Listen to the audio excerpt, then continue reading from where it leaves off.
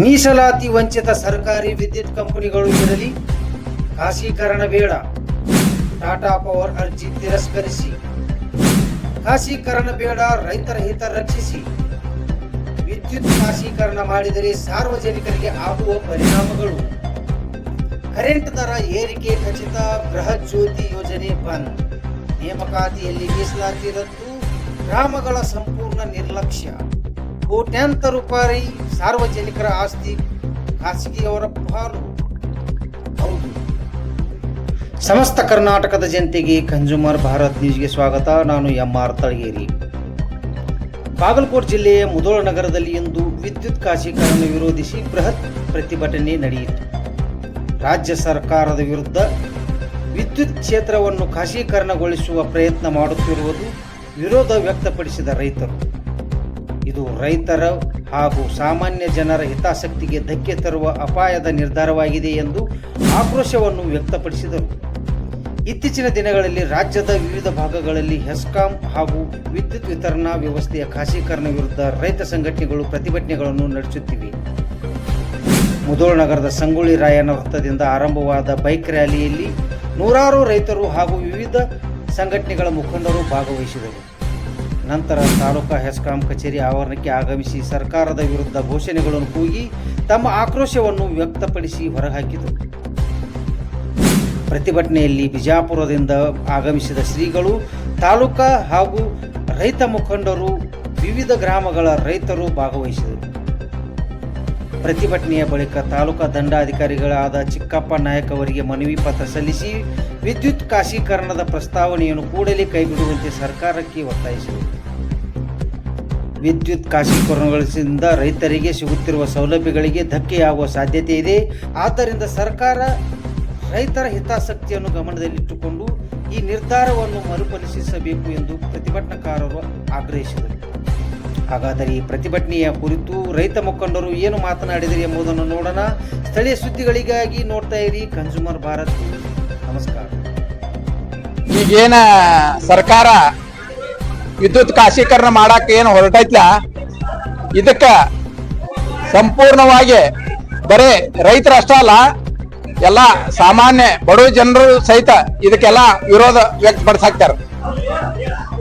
ಈಗ ಅಕಸ್ಮಾತ್ ಮಂಡ ಹಠ ಮಾಡಿ ಸರ್ಕಾರ ಏನಾದ್ರೂ ಖಾಸಗೀಕರಣ ಮಾಡ್ತೀವಿ ಅಂತಂದ್ರ ಮುಂದ ಟಾಟಾ ಕಂಪನಿಯವರು ಅದನ್ನ ಹಿಡ್ಕೊಂಡ ಕಾರ್ಯೋನ್ಮುಖರ ಆದ್ರು ಅಂತಂದ್ರ ನಾವು ಇದನ್ನ ಫೀಲ್ಡಿಗೆ ಬರಾಕ್ ಬಿಡುದಿಲ್ಲ.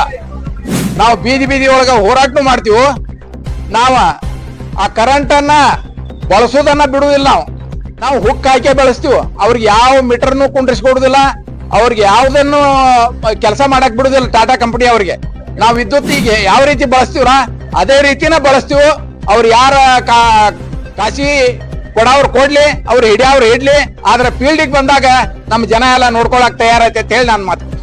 DK ಶಿವಕುಮಾರ್ ಅವರು ಹೊಸದಾಗಿ ಮುಖ್ಯಮಂತ್ರಿ ಆಗ್ಬೇಕಂತ ಬಹಳ ವರ್ಷದಿಂದ ಕನಸು ಕಂಡಂತವ್ರ ಅಧಿಕಾರಕ್ಕೆ ಬರೋ ತಡ ಇಲ್ಲನ ರೈತರಿಗಿಂತ ಡೇಂಜರ್ ಕಾಯ್ದೆ ತಂದಾರಂದ್ರ ರೈತರೆಲ್ಲರೂ ರಾಜ್ಯ ತುಂಬಾ ನೋಡಾಕತ್ಯಾರ ಈಗಾಗಲೇ ಮೀಡಿಯಾ ಮಾಧ್ಯಮದ ಮುಖಾಂತರ.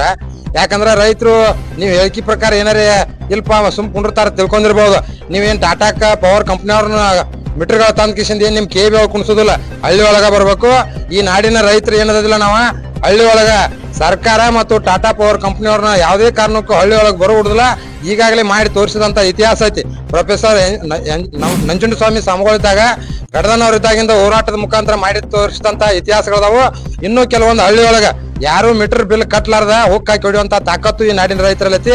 ಅದಕ್ಕಾಗಿ DK ಶಿವಕುಮಾರ್ ಅವ್ರು ಏನ ಸಂಬಂಧಪಟ್ಟಿರ್ತಕ್ಕಂಥ ಟಾಟಾ ಪವರ್ ಕಂಪ್ನಿಗೆ ಏನ ಇದನ್ನ ಖಾಸಗೀಕರಣ ಮಾಡಕ್ ಹೊಂಟಾರಲ್ಲ, ಇದನ್ನ ರದ್ದತಿಯನ್ನ ಪಡಿಸ್ಲಿಕ್ಕೆ ಅಂತಂದ್ರ ಇಡೀ ಹಳ್ಳಿ ಒಳಗ ಓಣಿ ಒಳಗ ಮಾಧ್ಯಮದ ಮುಖಾಂತರ ನಾವು ಸಂದೇಶ ಕರೆಗಳನ್ನ ಕೊಟ್ಟ ಎಂತ ಹೋರಾಟ ಜೈಲಿಗೆ ಬರುವಂತ ಕಾರ್ಯಕ್ರಮ ಈಗಾಗಲೇ ನಮ್ಮ ರಮೇಶ್ ಕಡದನ್ ಅವರು ಮಾಡ್ಯಾರ. ಇನ್ನು ಮುಂದಿನ ಯುವ ಪೀಳಿಗೆನೂ ಮಾಡಕ್ ನಾವೆಲ್ಲ ತಯಾರದೇವಿ ಅಂತೇಳಿ ನಿಮ್ಗ ಇವತ್ತು KV ಮನವಿ ಸಲ್ಲಿಸಿ ಸಂಬಂಧಪಟ್ಟಿರ್ತಕ್ಕಂಥ ತಾಲೂಕಾ ದಂಡಾಧಿಕಾರಿಗಳ ಮನವಿ ಸಲ್ಲಿಸಿ ಒಂದು ಎಚ್ಚರಿಕೆಯನ್ನ ಕೊಟ್ಟದ್ವಿ. ಇದಕ್ಕೆ ತಕ್ಷಣ ನೀವು ವಾಪಸ್ ಪಡ್ಲಿಲ್ಲ ಅಂತಂದ್ರೆ ನಾವು ಯಾವುದೇ ಹೋರಾಟಕ್ಕೂ ಈ ಸಿದ್ಧದೀವಿ ಅಂತೇಳಿ ಎಲ್ಲ ಹೋರಾಟಗಾರರು ನಿಮಗೊಂದು ಎಚ್ಚರಿಕೆಯನ್ನ ಈ ಸಭೆ ಮುಖಾಂತರ ಕೊಡ್ತೀವಿ ನಾವು. ಸರ್ಕಾರ ಇದೇ ರೀತಿ ಖಾಸಗೀಕರಣ ಮಾಡ್ಕೊತಾರ. ಹಿಂದೊಮ್ಮೆ 2002-3 CM ಕೃಷ್ಣ ಸರ್ಕಾರ ಇದಕ್ಕೆ ಕಾಂಗ್ರೆಸ್ ಸರ್ಕಾರನ ಅದರ ಪರಿಣಾಮನ ಅನುಭವಿಸೈತಿ. ಇನ್ನು ಮುಂದೆ ಅವ್ರು ಇದು ಖಾಸಗೀಕರಣ ಮಾಡ್ತಂದ್ರೆ ಈ ಸರ್ಕಾರ ಈ ರಾಜ್ಯದಲ್ಲಿ ಇರುವುದಿಲ್ಲ ಅನ್ನುವಂತ ಮಾತನ್ನ ಇವತ್ತು ಹೇಳಕ್ ಇಷ್ಟಪಡ್ತೀನಿ. ಯಾಕಂತಂದ್ರ ಇವ್ರ ಖಾಸಗೀಕರಣ ಆಗಿದ್ದ ಕರೆ ಆತಂದ್ರ ಈ MLA-ಗಳು MP-ಗಳು ಯಾರು ಹಳ್ಳಿಯಲ್ಲಿ ಅಡ್ಡಾಡೋದು ಕಷ್ಟ ಆಕತಿ. ಮುಂದಿನ ದಿನಮಾನದಲ್ಲಿ ಈ ಟಾಟಾ ಕಂಪನಿಯವರು ಕೂಡ ಹಳ್ಳಿಗಳಿಗೆ ಸಿಟಿಗಳಿಗೆ ಬಿಲ್ ವಸೂಲಿ ಮಾಡಕ್ ಬರೋದು ತ್ರಾಸ ಆಕತಿ ಅಂತ ಹೇಳಕ್ ಇಷ್ಟಪಡ್ತೀನಿ. ಎಚ್ಚೆತ್ಕೊಳ್ಬೇಕು ಕಂಪನಿಯವರು, ಟಾಟಾ ಕಂಪನಿನೂ ಎಚ್ಚೆತ್ಕೊಳ್ಬೇಕು. ರಾಜ್ಯದಾಗ ಇಷ್ಟು ಜನ ಹೋರಾಟ ಮಾಡಾಕ್ತಾರಂದ್ರ ನಾ ಅಲ್ಲಿ ಅದ್ರ ಹೋದ್ಮೇಲೆ ನನ್ನ ಪರಿಣಾಮ ಏನೈತೆ ಅನ್ನೋದು ಅವು ಕಂಪನಿಯವ್ರನ್ನೂ ಎಚ್ಚೆತ್ಕೊಳ್ಬೇಕು, ಇವತ್ತು ಸರ್ಕಾರನೂ ಎಚ್ಚೆತ್ಕೊಳ್ಬೇಕಂತ ನಾ ಹೇಳಕ್ ಇಷ್ಟಪಡ್ತೀನಿ. ನೀತಿ ಮುಂಬರುವ ದಿನಗಳಲ್ಲಿ ರೈತರ ಮೇಲೆ, ಕಾರ್ಮಿಕರ ಮೇಲೆ, ಇಲ್ಲಿ KBಯಲ್ಲಿ ದುಡಿತಕ್ಕಂತ ಎಲ್ಲಾ ಕಾರ್ಮಿಕ ವರ್ಗದ ಮೇಲೆ ಕೂಡ ದುಷ್ಪರಿಣಾಮ ಬೀರ್ತಕ್ಕಂತ ಮಾತನ್ನ ಹೇಳ್ತಾ, ಯಾಕಂತಂದ್ರ ಈ ಖಾಸಗಿ ವಲಯಕ್ಕೆ ಕೊಡೋದ್ರಿಂದ ಅವ್ರ ಖಾಸಗಿ ವಲಯದ ಒಂದು ಪ್ಲಾನಿಂಗ್ ಪ್ರಕಾರ ಈ ಎಲ್ಲಾ ಸಿಸ್ಟಮ್ ನಡೆಯೋದ್ರಿಂದ ರೈತರಿಗೂ ಅದು ಕಷ್ಟ ಆಕತಿ, ಕಾರ್ಮಿಕರಿಗೂ ಕಷ್ಟ ಆಕತಿ. ಇಂತ ಒಂದು ನೀತಿಯನ್ನ ಕೈ ಬಿಡ್ಬೇಕು ಸರ್ಕಾರ. ಅಕಸ್ಮಾತ್ವಾಗಿ ಈ ಸರ್ಕಾರ ಈ ನೀತಿಯನ್ನ ಖಾಸಗೀಕರಣ ಮಾಡೋದನ್ನ ನಿಲ್ಲಿಸದ ಹೋದ್ರೆ ಮುಂಬರುವ ದಿನದಲ್ಲಿ ರೈತರು ನಿರಂತರವಾಗಿ ಹೋರಾಟಕ್ಕೆ ಇಳಿತಾರ.